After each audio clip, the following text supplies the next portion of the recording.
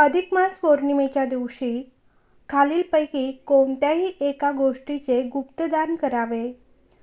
रत्नांचे दान. ह्या दिवशी माणिक किंवा अन्य मौल्यवान रत्नांचे दान करणे अत्यंत शुभ मानले जाते.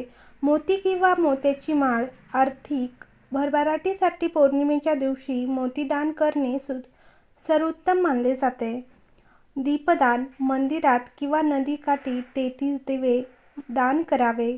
अन्नदान व वस्त्रदान. गरजू व्यक्तीला तांदूळ, डाळ, साजूक तूप आणि नवीन वस्त्रे गुप्तदान करावे. गुप्तदानाचे महत्त्व. शास्त्रानुसार दान देताना डाव्या हातालाही कळू नये की उजव्या हाताने काय दिले आहे, यालाच खरे गुप्तदान म्हणतात. असे दान केल्याने अहंकार नष्ट होतो आणि दान केलेले पुण्य गुप्त राहिल्याने त्याचे फळ अनेक पटीने वाढते. 33ची संख्या. अधिक मासामध्ये 33 हा आकडा अत्यंत पवित्र मानला जातो, कारण 33 कोटी देव असल्याचे सांगितले जाते. कुठल्याही वस्तूचे दान करताना त्याची संख्या 33 ठेवणे उत्तम. अन्नदान व वस्त्रदान. एखाद्या गरजू किंवा मंदिरातील पुजाऱ्याला अन्नाचे किंवा पिवळ्या रंगाच्या वस्त्रांचे गुप्तपणे दान करावे. मालपुआचे दान. भगवान विष्णूंना मालपोहे अत्यंत प्रिय आहेत. 33 मालपोहे काशाच्या किंवा पितळाच्या भांड्यात ठेवून गरजू व्यक्तीला किंवा मंदिरात दान करावे. ह्या वस्तूचे दान केल्याने तुमचे भाग्य उजळते. बताशाचे दान. अधिक मासात पितळाच्या भांड्यात 33 बताशे दान करणे अत्यंत शुभ मानले जाते. ह्या दानामुळे कुटुंबात सुख समृद्धी येते आणि संतती संबंधीच्या समस्या दूर होतात. दिवेदान.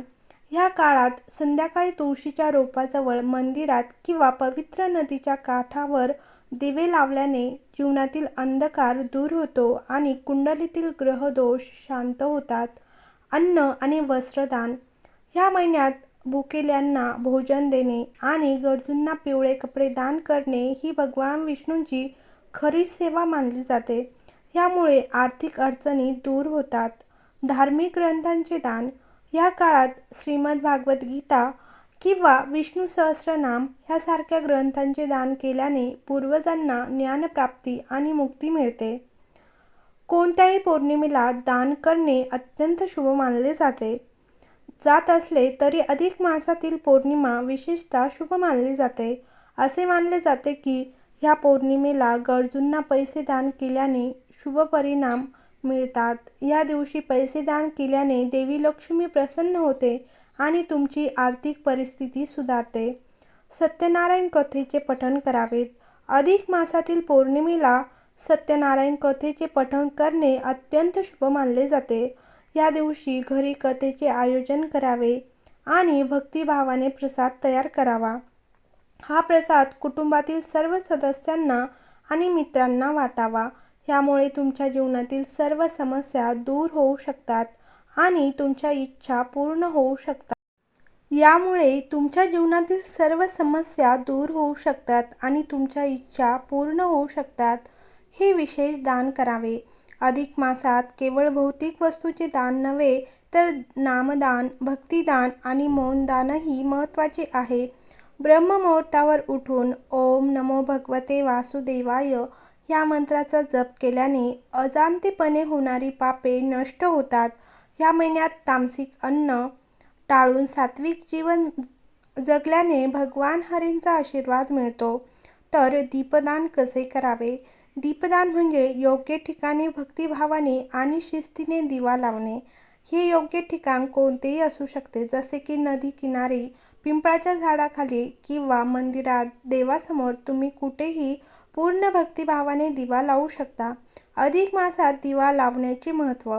आपल्या हिंदू धर्मग्रंथामध्ये अधिक मासात दिवा लावण्याला खूप महत्त्व दिले आहे. असे मानले जाते की संपूर्ण अधिक मासात दिवा लावल्याने माणसाच्या सर्व इच्छा पूर्ण होतात. शिवाय अधिक मासातील अमावस्या आणि पौर्णिमेच्या दिवशी दिवा लावणे अधिक फलदायी मानले जाते. उदाहरणार्थ, तर अधिक मासात दिवा लावल्याने आपल्याला देवांचा आशीर्वाद मिळतो आणि आपले मित्र आणि नातेवाईकही प्रसन्न होतात.